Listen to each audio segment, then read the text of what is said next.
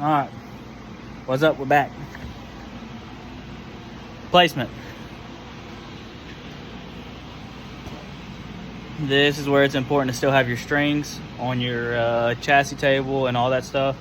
You need to have all that to find center of the motor. You know what center of the chassis is, all that good stuff. All right, guys, now these are magical questions here that I still can't give you the answer to, unfortunately. How high do I put the motor? Depends what you're doing. Where does the motor need to be in relationship to the mid-plate axle center line measurement? Or should I say, what is that measurement? They're all over the place, y'all. I'm gonna tell you right now, this thing isn't what I would call ideal. Okay, if you go by what everybody says it needs to be, it ain't gonna happen. Okay, this is a single cab S10. We're limited on space. Where when you have a car like that,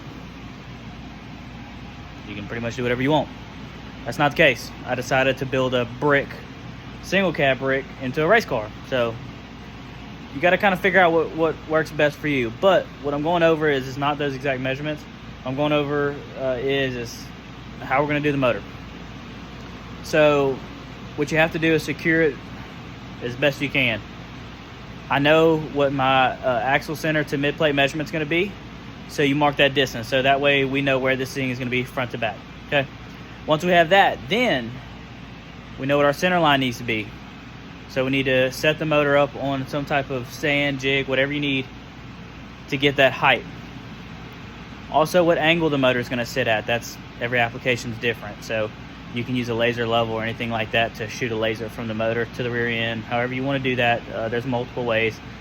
But you're going to want to secure this, okay? So once you have it where you need, I don't care if you use scrap metal, anything you have, secure the motor, okay? That's what you're going to want to do. Secure the motor. Once the motor's secured at the height, the distance, and the angle, then we can work on building the mid-plate halo and upper frame rail, upper double frame rail bars. So that's what I'm working on right now. This stuff takes a while. Like I said, right now I'm going to go ahead and look for some scrap, whatever I need to secure the motor in this one position. So if somebody bumps the table, I bump it, anything like that, I don't have to worry about it getting out of whack. So that's what I'm going to go do, is find some scraps, see about getting this thing secured, and then we can move on to mid-plate and upper double frame rails. Don't go nowhere. All right, guys, I'm back. I told you I was working on the motor mid-plate situation, and also so we get started on the upper double frame rails. So it's a tight fit in here, y'all. I'm not gonna sit here and sugarcoat this deal.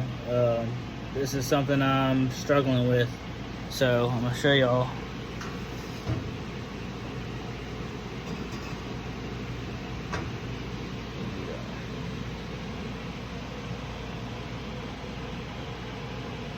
It'll work out, but you get the idea.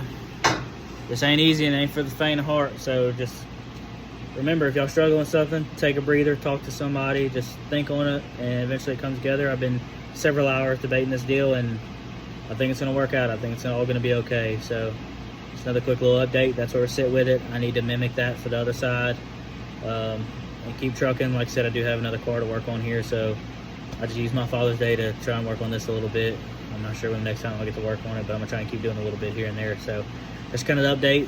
Put the motor where it needs to go, set the height where it needs to go, set the angle where it needs to go, and figuring out the mid plate and the upper double frame rail part.